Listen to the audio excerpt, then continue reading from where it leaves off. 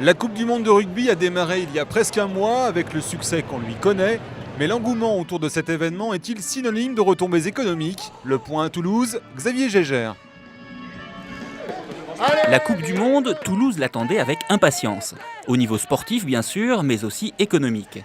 Malgré les 4 matchs disputés au stadium, remplis à 99%, l'effet espéré semble moins important que prévu.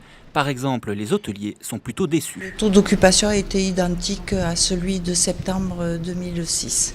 Mais vous n'avez pas vu d'effet Coupe du Monde? Pas du tout, pas du tout. Pourtant, Toulouse a attiré du monde. 200 000 personnes se sont pressées devant l'écran géant de la Prairie des Filtres.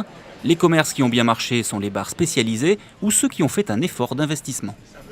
On a fait pas mal d'efforts sur la structure extérieure. On a rajouté des écrans plasma, on a construit un bar, j'ai fait fabriquer des tables.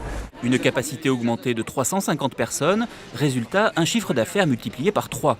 À l'Office du tourisme, on reconnaît que les retombées sont mitigées. Beaucoup de touristes venaient de la région ou restaient peu sur place. La clientèle anglophone, anglo-saxonne, je pense notamment à l'Irlande, aux Écossais, à l'Angleterre. C'est des gens qui ont cette possibilité avec le train, avec l'avion, de faire l'aller-retour journée. Finalement, le chiffre de 350 millions d'euros de recettes annoncé pour la région paraît bien surévalué. En revanche, certains attendent des retombées à plus long terme grâce à la publicité dont a bénéficié Toulouse, ville de rugby par excellence, lors de la retransmission des matchs.